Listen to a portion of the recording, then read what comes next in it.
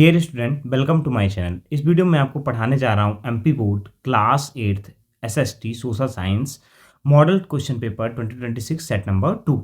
मैंने आपको already set number 1 proper तरीके से डिस्क्राइब किया है, साथ ही आपको आंसर्स के साथ एक्सप्लेन किया है। बहुत सारे बच्चों के कमेंट आ रहे थे कि सर आप आंसर्स के साथ चीज़ों को नहीं बता रहे हैं, तो मैं आपके लिए सारी चीज़ें प्रॉपर आंसर्स के साथ लेके आया हूँ। आप यहाँ पे देख पा रहे हो कि सेट नंबर 2 है हमारा और क्लास 8th के लिए है। ठीक है, जैसे कि हम जानते हैं बच्चों, हमारा मिनिमम मार्क्स कितने होते हैं, 60 मार्क्स का हमारा एग्जाम होता है। जो हमारा टाइम दिया जाता है हमको, कितना दिया जाता है, 2 आवर 30 मिनट हमको टाइम दिया जाता है। कितना दिया जाता है बच्चों, 2 आवर 30 मिनट का हमारा टाइम रहता है।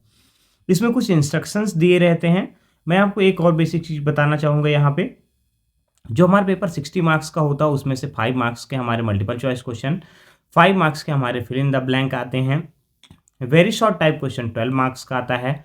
शॉर्ट टाइप क्वेश्चन आपका 18 मार्क्स का आता है एंड जो लॉन्ग टाइप क्वेश्चन होता है वो 20 मार्क्स का आता है। इस तरीके से आप इन सबको अगर आप ऐड करेंगे तो आपका टोटल ये कितना बन जाएगा, 60 मार्क्स बन जाएगा। ठीक है, पेपर का लेवल इजी ही रहता है, बहुत ज़्यादा डिफिकल्ट नहीं रहता है। आप अगर अच्छे से तैयारी कर रहे हैं, अभी आपके पास बहुत सारा टाइम है, तो आप प्रॉपर तरीके से एग्जाम की तैयारी कर सकते हैं। जैसा कि आप जानते हैं कि आपका 20 से आपका एग्जाम स्टार्ट है। एग्जाम रिलेटेड अगर आपको टाइम टेबल वगैरह देखना है तो सीधे से आप मेरे चैनल पर विजिट करके वहाँ पे सारी चीज़ें देख सकते हैं। मैंने वीडियो को अपलोड कर रखा है। चलिए बच्चों, वीडियो को स्टार्ट करते हैं। बट वीडियो को स्टार्ट करने से मैं आपसे एक रिक्वेस्ट करना चाहता हूं कि अगर आपके लिए वीडियो हेल्पफुल है तो प्लीज़ वीडियो को लाइक करिएगा, चैनल को सब्सक्राइब करिएगा और अपने दोस्तों के साथ जरूर शेयर करिएगा। बच्चों देखिए, मैंने आपके लिए प्रॉपर तरीके से पीडीएफ बनाया है। पीडीएफ बनाने के बाद एक एक चीज़ें आंसर्स उसमें डाले हैं, सारा एक्सप्लेन करने के लिए आपके सामने खड़ा हुआ हूँ। तो मेरा कहने का मतलब ये है बच्चों कि आपके लिए मैं अगर इतनी मेहनत करता हूँ तो अगर आप वीडियो को पूरा देख रहे हैं आप तभी चीज़ों को समझ पाएंगे। अगर आप पूरा नहीं देखेंगे तो आप चीज़ों को समझ नहीं पाएंगे। ठीक है, पूरा देखने का मतलब ये है कि आपको इस एग्ज़ाम से रिलेटेड जो भी आपके डाउट हैं वो सारे के सारे आपके इस पेपर में क्लियर हो जाएंगे। कि जैसे कि हमारा एग्ज़ाम कितने मार्क्स का होने वाला है, क्या कैसा है, सारी चीज़ें जो भी है तो वो क्लियर हो जाएंगी। ठीक है, देखिए सबसे पहले जो हमारा एग्ज़ाम होगा तो कैसे होगा, तो आपको पहले यहाँ पे इंस्ट्रक्शन जैसे यहाँ पे लिखा हुआ है बच्चों, वहाँ पे इंस्ट्रक्शंस आपके पेपर में लिखे रहेंगे सेम टू सेम एग्जैक्टली। सभी प्रश्न करना अनिवार्य है आपके लिए। प्रश्नों के लिए समय सीमा निर्धारित की गई है और जहाँ आवश्यक हो उदाहरण दीजिए, मतलब जहाँ जरूरी है वहाँ क्या करना है उदाहरण। 2 आवर 30 मिनट का होता है, मैंने आपको पहले ही बताया। टोटल आपको 26 क्वेश्चन होते हैं।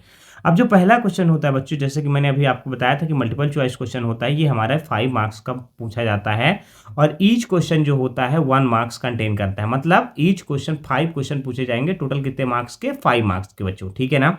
अब चलिए नंबर 1 क्वेश्चन को देख लेते हैं। नंबर 1 क्वेश्चन क्या बोल रहा है हमारा, the place where the important documents were kept safe was called. देखिए बच्चों, ये मैंने आपके लिए जो पेपर है ना, हिंदी और इंग्लिश मीडियम दोनों के हिसाब से बनाया हुआ है। साथ हिंदी भी इसमें लिखा हुआ है, साथ ही साथ इंग्लिश में भी लिखा हुआ है। तो आपको इस चीज़ का बिल्कुल भी वरी करने का जरूरत नहीं है। आप हमेशा कहते हैं कि सर आप इंग्लिश मीडियम के लिए केवल पेपर बनाते हैं, हिंदी मीडियम को इंक्लूड नहीं करते हैं। तो ये हिंदी और इंग्लिश दोनों के लिए इंक्लूडेड है। आप इंग्लिश वाले बच्चे इंग्लिश में देख सकते हैं, हिंदी वाले बच्चे हिंदी में देख सकते हैं। बाकी मेरा पूरा एक्सप्लेनेशन हिंदी और इंग्लिश दोनों में रहता है, तो आपको इसको वरी करने की जरूरत नहीं।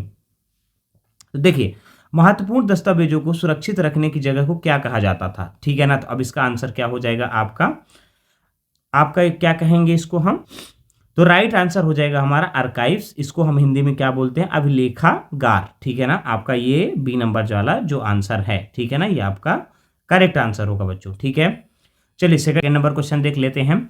The characteristic of feature of झूम कल्टीवेशन। झूम कल्टीवेशन क्या है, झूम कृषि की प्रमुख विशेषता वर्ग क्या है, तो आपको ये बताना है। तो बच्चों इसका राइट आंसर क्या हो जाएगा, cutting and burning of the trees. ठीक है ना, पेड़ों को काट कर जलाकर खेती करना, वो आपकी क्या कहलाती है, झूम कल्टीवेशन कहलाता है। ठीक है, तो इसका बच्चों राइट आंसर जो है हमारा डी हो जाएगा। ठीक है, चलिए नेक्स्ट क्वेश्चन देख लेते हैं। थर्ड नंबर क्या बोल रहा है, थर्ड नंबर क्वेश्चन है हमारा, the constituent assembly was formed. जो हमारा संविधान सभा का गठन कब हुआ था, तो इसका राइट आंसर क्या हो जाएगा बच्चों, डी नंबर, दिसंबर 1946। ठीक है ना, तो आप हिंदी में भी यहाँ देख सकते हैं, यहाँ भी आपका आंसर प्रॉपर तरीके का लिखा हुआ है कि दिसंबर 1946 में। ठीक है, चलिए क्वेश्चन नंबर 4 को देख लेते हैं बच्चों। Which of these is a secular country. इनमें से कौन सा देश है जो सेकुलर कंट्री है, तो हमारा भारत जो है वो क्या है, सेकुलर कंट्री है। ठीक है ना, आपको ध्यान रखना है, ये इसका राइट आंसर हो जाएगा। चलिए 5 नंबर क्वेश्चन देख लेते हैं। The schedule caste and schedule tribes prevention of atrocities act was formed in. अनुसूचित जाति और जनजाति अत्याचार निवारण अधिनियम कब बना? तो ये कब बना था? 1989 पे। इसका राइट आंसर क्या हो जाएगा बच्चों? 1989। अभी हिंदी इंग्लिश में बच्चों दोनों सेम ही रहता है, इसमें कोई ऐसा इशू नहीं है। अब यहाँ पे हमारा आ रहा, देखिए बच्चों, अब यहाँ पे जो हमारा है सेक्शन बी स्टार्ट हो रहा है। सेक्शन बी जो है हमारा बच्चों वो भी हमारा 5 मार्क्स का आता है, लेकिन ये हमारा क्या होता है? फिल इन द ब्लैंक होता है, एग्जाम पॉइंट ऑफ व्यू से मोस्ट इंपॉर्टेंट होता है। ठीक है, तो अब यहाँ पे आप देखिए क्वेश्चन नंबर 6 क्या बोल रहा है। इन 1765 CE the East India company received the Deewani of the dash provinces. मतलब अगर हम बात करें 1765 ईस्वी में ईस्ट इंडिया कंपनी को डैश प्रांत की दीवानी मिली थी, तो किस प्रांत की दीवानी मिली थी? बंगाल प्रांत की दीवानी मिली थी। ठीक है, चलिए नंबर 7 देख लेते हैं। The most important aspect of secularism is separation of religion from. तो यहां पे आप देखिए धर्मनिरपेक्षता का सबसे महत्वपूर्ण पक्ष धर्मों को डैश से अलग करना है। तो किससे है? स्टेट पावर या राज्य सत्ता से अलग करना है। ठीक है ना। चलिए देखिए 8 नंबर क्वेश्चन देखते हैं गाइज। यहाँ पे क्या बोल रहा है? The number of elected members in the Lok Sabha. जो नंबर ऑफ इलेक्टेड मेंबर होते हैं लोकसभा में निर्वाचित सदस्यों की संख्या डैश है, तो इसकी कितनी हो जाएगी? 543। ठीक है, ध्यान रखना है आपको। यहाँ पे देखिए 9 number, every citizen of the country has the right to get public facilities. मतलब क्या है? सार्वजनिक सुविधाएं जो होती हैं वो पाने का अधिकार हर किसी देश के नागरिक होता है। इसको हिंदी में पढ़ेंगे कि देश के प्रत्येक नागरिक को डैश प्राप्त करने का अधिकार है, तो सार्वजनिक सुविधाएं प्राप्त करने का अधिकार है, पब्लिक फैसिलिटीज। 10 नंबर क्वेश्चन देखते हैं। 10 number, the proper implementation of dash can reduce the industrial tragedies. ठीक है, तो देखिए डैश का सही क्रियान्वयन औद्योगिक दुर्घटनाओं को कम कर सकता है। तो ये क्या है? Safety laws. जो सेफ्टी लॉज हैं उसके थ्रू क्या हो सकते हैं? कानून सुरक्षा कानून के तहत जो भी आपके ये मान लीजिए इंडस्ट्री वगैरह में ट्रेजेडीज वगैरह दुर्घटना वगैरह होती हैं, तो सेफ्टी लॉज के थ्रू कम की जा सकती है। अब आपको कंपनी बोलती है कि हेलमेट लगा के जाना है, आप हेलमेट लगा के काम करने नहीं जाएंगे, तो ये तो सीधी सी बात है कि नुकसान तो आपका ही होने वाला है। ठीक है बच्चों, यहाँ पे हम वेरी शॉर्ट टाइप क्वेश्चंस देखते हैं जो कि हमारे 12 मार्क्स के पूछे जाते हैं। ईच क्वेश्चन जो है वो 2 मार्क्स का बिलोंग करता है, मतलब टोटल आपसे 6 क्वेश्चन पूछे जाते हैं, तब जाके आपको 12 मार्क्स ऑब्टेन होते हैं। ठीक है बच्चों, और ये हमारे क्वेश्चन हमारे एग्जाम पॉइंट ऑफ व्यू से मोस्ट इंपॉर्टेंट होते हैं। तो आपको क्या करना है? प्रॉपर तरीके से अपनी इनकी एग्जाम क्वेश्चनों की प्रिपरेशन करने हैं। ये आपके सारे के सारे क्वेश्चन मोस्ट इंपॉर्टेंट क्वेश्चन है जो एग्जाम पॉइंट ऑफ व्यू से इंपॉर्टेंट होते हैं। ठीक है, चलिए यहाँ पे देखते हैं। What is meant by charter. मतलब चार्टर का मतलब क्या? चार्टर से आपका क्या तात्पर्य है? ठीक है ना। अब चलिए यहाँ पे इसका आंसर लिखा हुआ है बच्चों, तो देखिए आंसर देखते हैं कि इसका क्या बोल रहा है। A charter was written by order और official document issued by the a ruler granting special rights to a company और ऑर्गेनाइजेशन। देखिए चार्टर क्या होता है? चार्टर शासक द्वारा जारी किया गया एक लिखित आदेश या आधिकारिक दस्तावेज था जिसके द्वारा किसी कंपनी के विशेष अधिकार दिए जाते थे।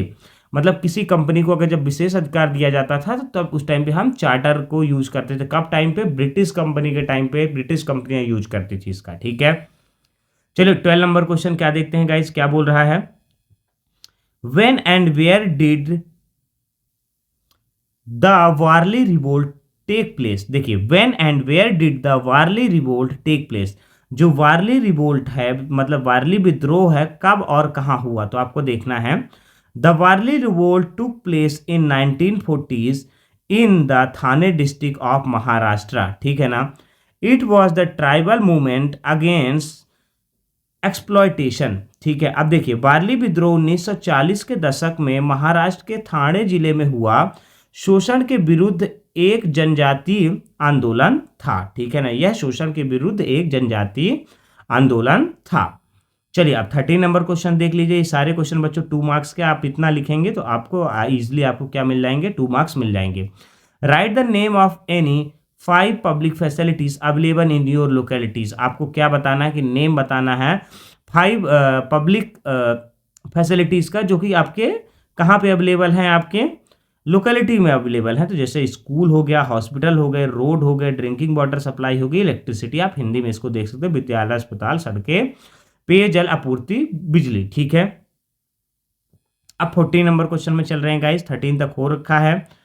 For what purpose is land use, मतलब किस भूमि का उपयोग किन किन उद्देश्यों के लिए किया जाता है। Land is use for agriculture, housing, industries, transportation and recreation. ठीक है ना, देखिए भूमि का उपयोग कृषि, आवास, उद्योग, परिवहन और मनोरंजन के लिए भी किया जाता है। ठीक है, चलिए आगे देखते हैं। 15 नंबर क्वेश्चन क्या बोल रहा है, who founded the Arya Samaj, Arya Samaj की स्थापना किसने की। तो इसका आंसर देखिए बच्चों, Arya Samaj was founded by Swami Dayanand Saraswati इन 1875।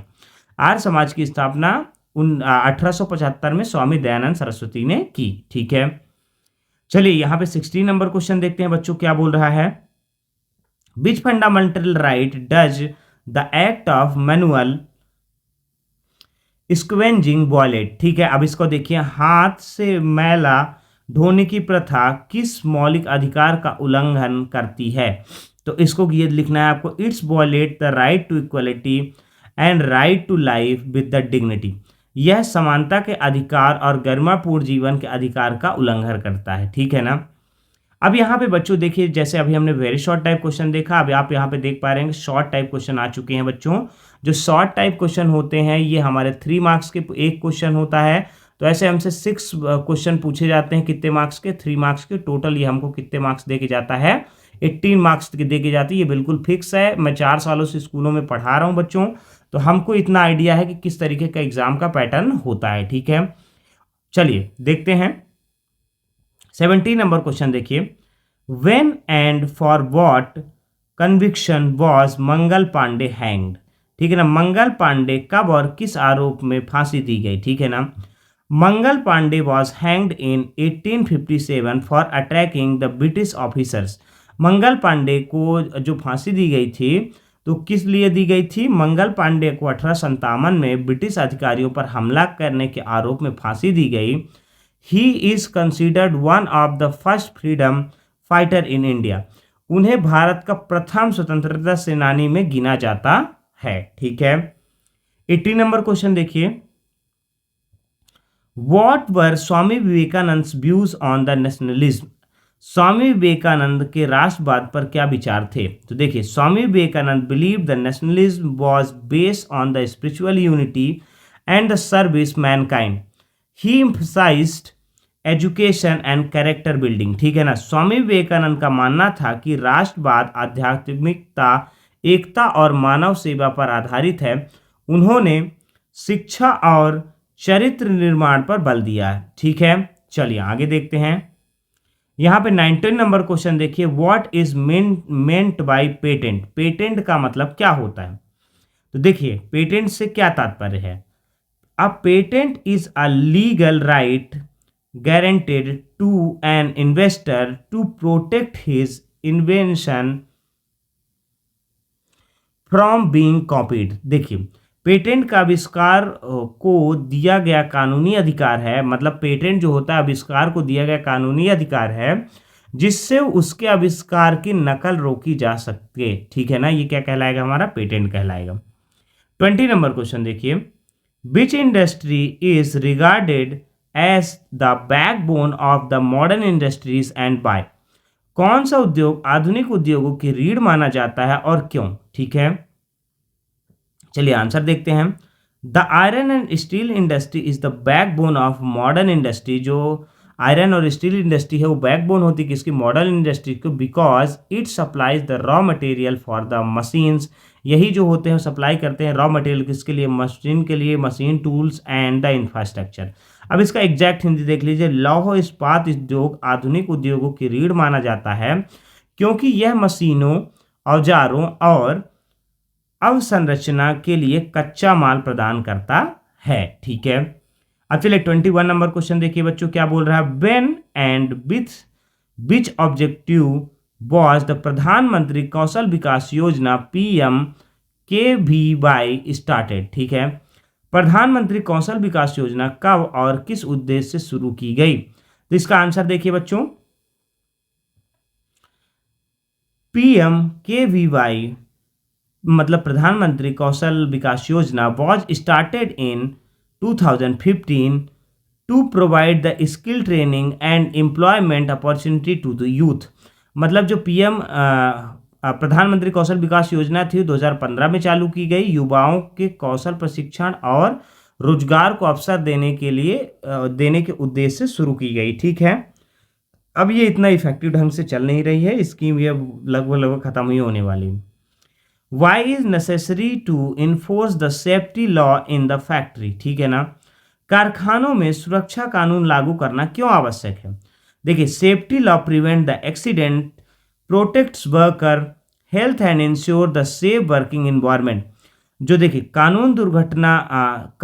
सुरक्षा कानून दुर्घटना को रोकते हैं, श्रमिक के स्वास्थ्य की रक्षा करते हैं और सुरक्षित कार्य वातावरण सुनिश्चित करते हैं।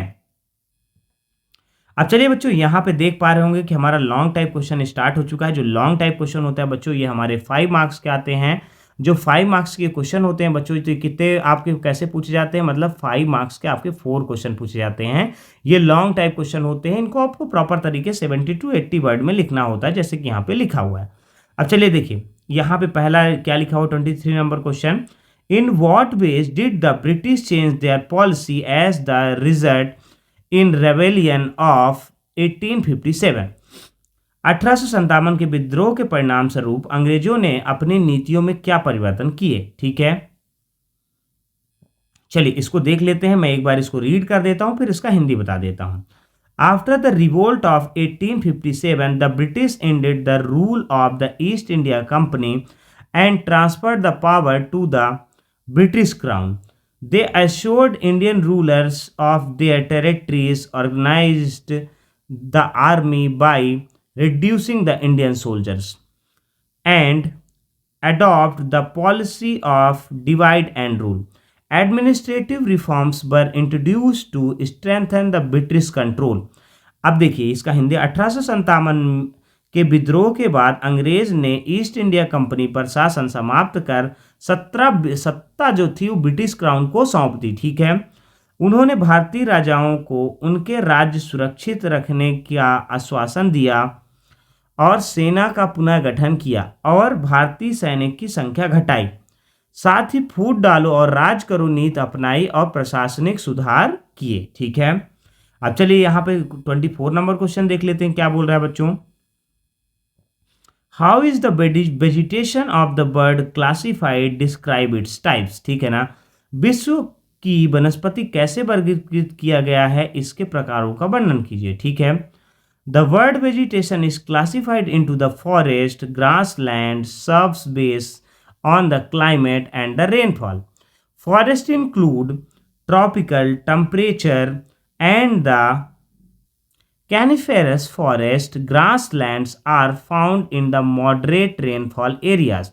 While the shrubs grow in the dry region, vegetation supports the wildlife, maintains the ecological balance and provide the resource. अब इसका हिंदी देखिए। विश्व की वनस्पति को जलवायु और वर्षा के आधार पर वनों, घास भूमियों, झाड़ियों में वर्गीकृत किया गया है। वनों के उष्णकटिबंधीय, समशीतोष्ण और शंकुधारी वन शामिल है। ठीक है ना, घास भूमियां मध्यम वर्षा वाले क्षेत्र में तथा झाड़ियां शुष्क क्षेत्र वाले क्षेत्र में पाई जाती हैं। वनस्पति पारिस्थितिक संतुलन बनाए रखती है। चलिए आप 25 नंबर क्वेश्चन देख लेते हैं बच्चों, क्या बोल रहा है। Is there any industry in your surrounding area, describe the type of work done in facilities provided to workers. ठीक है, क्या आपके आसपास कोई उद्योग है, वहां किए जाने वाले कार्य और श्रमिकों को दी जाने वाली सुविधाओं का वर्णन करना है।